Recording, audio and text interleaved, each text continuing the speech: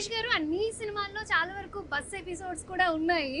So అలా recollect చేసుకున్నప్పుడు right no ఈ సిచ్యువేషన్ లో మీరు ఇక్కడ ఉన్నారు కదా, సో రియాలిటీకి రియల్ కి ఏం చెప్తారు? అంటే నాకు అంటే ఒకటమ్మ తర్వాత మా ఫాదర్ నేను నాకు 10 years వచ్చినప్పటికి ఆయన డైరెక్టర్ అయ్యారు. అప్పుడు దాని ముందు మేము కూడా బస్సులోనే తిరిగే వాళ్ళం, మెడ్రాస్లో ఆటోలోను బస్సులో షేర్ ఆటోలో తిరిగే వాళ్ళం. నాకు బాగా ఏంటంటే స్కూల్ బస్సులు అండి. అంటే నాకు మీకు చెన్నైలో చదువుకున్నప్పుడు స్కూల్లో ఉండేవాడు. అంటే అది దాదాపు ఒక 30 కిలోమీటర్ 40 కిలోమీటర్లు ఉండేది మా ఇంటికి. సో అది ఎక్కువ బస్ అండి. అంటే దాంట్లో ఏంటంటే కొంచెం నేను సీనియర్ని. సో సీనియర్ అన్నవాడు దూర దగ్గర నుంచోవచ్చు. అవును.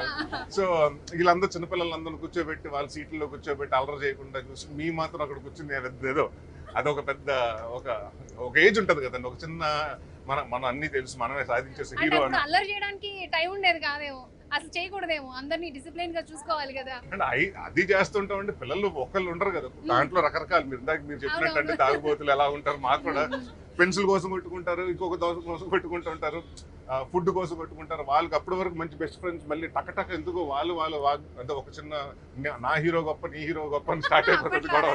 అంటే ఎప్పటికైనా ఉంటుంది కదండి, హీరో వర్షిప్ ఉంటుంది కదా. అంటే బీచ్ స్పోర్ట్స్ పర్సన్ అనుకోండి, టెండూల్కర్ అంటే ఒకటికి ఇష్టం ఉంటుంది, గంగూలీ అంటే ఇంకొకటికి ఇష్టం ఉంటుంది, మీవాడు కంటే మావాడు బాగా ఆడతాడు, ఇలాంటి గొడవలు స్టార్ట్ అవుతాయి కదా. సో బట్ చాలా సరదాగా ఉంటుందండి. ఎప్పుడు ఏంటంటే బస్ జర్నీ అన్నది అంటే మనం ఎస్పెషలీ మేము అబ్రాడ్ వెళ్తున్నప్పుడు అండి, యూరోప్ అలాంటి ప్లేసెస్కి వెళ్ళినప్పుడు మాకు ట్రాన్స్పోర్టేషన్ చాలా కాస్ట్లీ. అందుకని అందరూ ఏం చేస్తాం అంటే అందరూ ఒకటే హోటల్లో ఉంటాం, మార్నింగ్ అందరూ ఒకే టైంకి దిగటం ఎక్కటం, అందరు ఎక్విప్మెంట్ లోడ్ చేసుకుంటాం, వెళ్ళటం, షూటింగ్ చేసుకుంటాం, మళ్ళీ అదే ఎక్విప్మెంట్ ఎక్కించుకుని మళ్ళీ ఇంటికి రావటం. సో ఇట్స్ ఆల్వేస్ అంటే ఒక తెలియని ఒక సందడిగా ఉంటుందండి ఇప్పుడు. బట్ అంటే మాకు అది వన్స్ ట్వైస్ అవుతుంది, వన్స్ ఇన్ ఇయర్ అయితే బాగుంటుంది. బట్ మీకు ఎవ్రీడే కదా, సో మీకు ఏదైనా కదా మీకు అది నాకు అడిగిన ఇన్సిడెంట్ చెప్పాలా, మీకు ఎప్పటి వరకు గుర్తుండిపోయిన సంఘటన ఏంటి? ఫన్నీగా అయినా, హ్యాపీగా అయినా, సాడ్ గా అయినా, ఇరిటేషన్ లో అయినా గుర్తుండిపోయే సిచ్యువేషన్స్. ఇప్పుడు మాకు మా రూట్లో శారదా అనే స్టూడియో ఉంటుంది సార్, థియేటర్ ఉంటుంది. మేమేమో శారదా అని పిలిస్తే వాళ్ళ ఏంటి నిన్ను పిలుస్తున్నారు ఏంటని వాళ్ళ హస్బెండ్ శారదా అంటున్నారు, ఏంటి నువ్వెందుకు పిలుస్తున్నారు నిన్నని అడుగుతారు సార్. అట్లా కొన్ని కామెడీస్ ఉంటాయి సార్. ఏమైనా ఫోన్ ఏమైనా మర్చిపోతే కూడా మేము కాల్ చేసి వాళ్ళకి పిలిచి అదొకటి అడగాలని అనుకున్నా. ఎందుకంటే జనరల్ గా మనకి కంగారులో ఉంటాం, అంటే ఒక స్టాప్ వస్తుంది, ఆ స్టాప్ వచ్చేటప్పటికి మనం అంటే చాలా మంది జనాలు దిగుతుంటారు, అది ఆపే టైం కూడా తక్కువ ఉంటది కాబట్టి ఎక్కి వాళ్ళు ఎక్కుతుంటారు, దిగి వాళ్ళు దిగుతుంటారు. ఆ టైంలో ఏదో ఒక వాల్యుబుల్స్ మీరు అన్నట్టు ఫోన్ కానీ పర్స్ కానీ ఐఫోన్ మర్చిపోతే కూడా డిపోలో ఓకే ఓకే. సో వాళ్ళు ఇప్పుడు మీరు కలెక్ట్ చేసుకున్న ప్యాసింజర్ ఎవరికి దొరికింది అనుకోమ్మా, మీకు తీసుకొచ్చిస్తారా? ఇస్తారు సార్. చాలా మటుకి నీతి నిజాయితీగా చాలా మంది ప్యాసింజర్లు కూడా తెచ్చిస్తారు సార్. ఒకవేళ మాకే దొరికితే కనుక మేము కూడా డిపోలో ఇచ్చేస్తాం, సబ్మిట్ చేస్తాం. లేకపోతే వాళ్ళు కాల్ చేసి పిలిపించి డిపో మేనేజర్ ఎదురుగుండా నిలబెట్టి ఇచ్చేస్తాం. ఓకే, ఇందాక మీరు ఒక పాట అన్నారు హీరో వర్షిప్ అని. సో హీరోస్ కి యాక్షన్ పరంగా, డాన్స్ పరంగా డిఫరెంట్ జానర్స్ లో మాస్ ఫ్యామిలీ లాంట్లో సెపరేట్ ఫ్యాన్ బేస్ ఉంటుంది. బట్ అందరు ఫ్యాన్స్ మీకు ఉంటారండి. ఎందుకంటే మీ సినిమాలు మూడ్లో బాగాలేనప్పుడు, బాధగా ఉన్నప్పుడు, హ్యాపీగా ఉన్నప్పుడు, ఫ్రెండ్స్తో బయటకు వెళ్ళినప్పుడు ఆ పంచ్ డైలాగ్స్ కానీ ఆ సినిమాలు కానీ ఇప్పటికీ మాకు గుర్తుంటుంది. అండ్ 1 minute, మీ అందరికీ అల్లా నరేష్ గారు అని కానీ ఫస్ట్ గుర్తొచ్చే సినిమా పేరేంటి? సో అంత జోష్ ఉంటుంది అనమాట. కితకేతల సినిమాని ఎవరో మర్చిపోరు. సో మీరు కితకితల సినిమా చేసిన తర్వాత మీకు వచ్చిన బెస్ట్ కాంప్లిమెంట్ ఏంటి? ఇప్పటికీ మర్చిపోలేని సిచ్యువేషన్ ఏంటి? షూటింగ్ లో గానీ, ఆఫ్టర్ రిలీజ్ గానీ, ఫ్యాన్స్ తో మీట్ అయినప్పుడు గానీ? అంటే సినిమా యాక్చువల్లీ విధంగా చూస్తే నేను విలన్ ఆ సినిమాలో. అవును, ఎందుకంటే ఆ అమ్మాయి పాపం అన్ని చదువుకుంటుంది, నాకంటే ప్రతిదీ బెటర్. అంటే ఒక లావు తప్ప, అంటే అది ఫిజికాలిటీ తప్ప అన్నిట్లో నాకంటే బెటర్ క్వాలిఫికేషన్ ఉంటుంది ఆ అమ్మాయికి. చూడు, ఊటీ బిల్ల కర్లా నేను, డ్రమ్ములా నువ్వు, మన కాంబినేషన్ ఎలా ఏడ్చిందో చూడు. ఆ సినిమా అయిపోయింది. చాలా రోజుల తర్వాత నేను, గీతా సింగ్ అంటే ఆ సినిమాకి సంబంధం లేకుండా ఒక ఈవెంట్కి వెళ్తాను ఏలూరులో.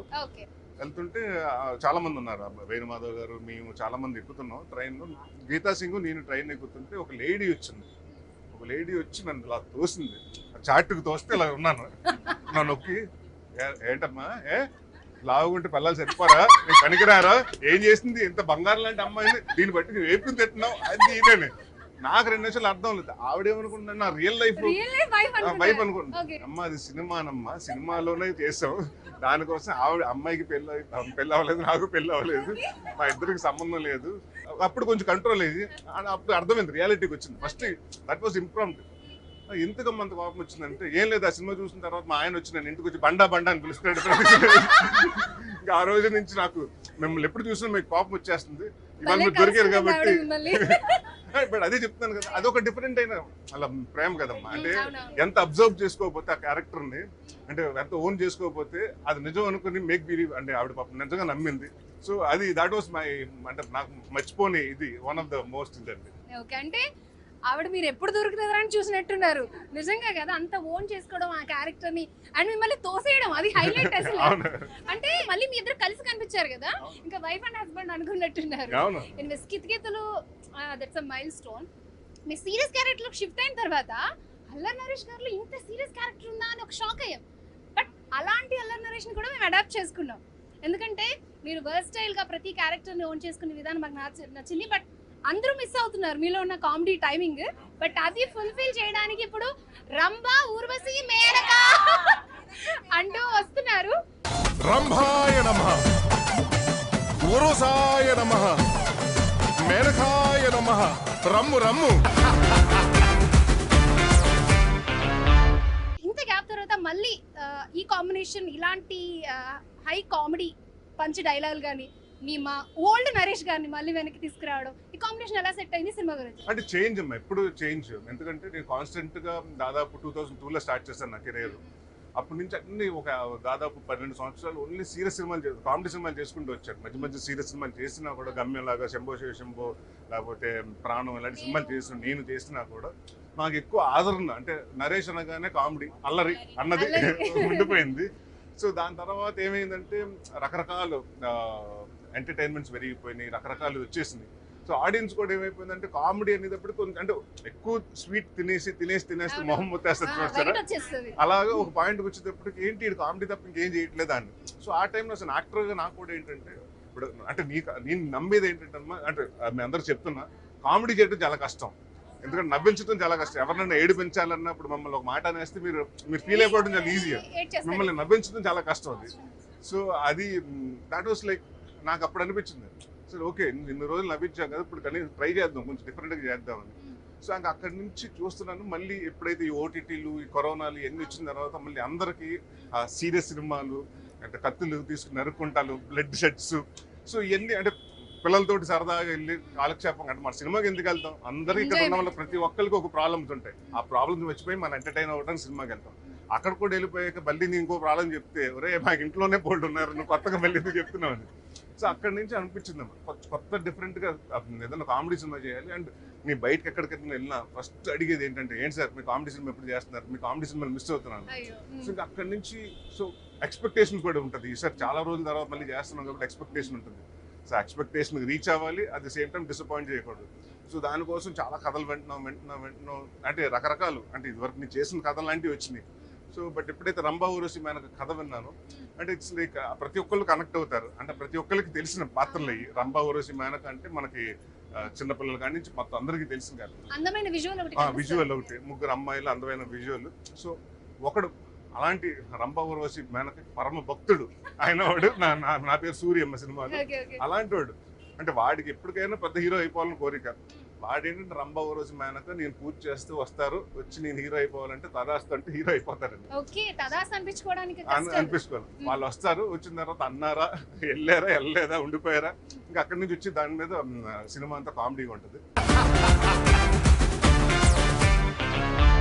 సో ఇట్స్ కూడా బి ఫన్ ఫిల్మ్ అమ్మా. అంటే ఈ సినిమా చంద్రమోహన్ గారు నాకు వచ్చి కథ చెప్పినప్పుడు చాలా ఇంట్రెస్టింగ్ అనిపించింది.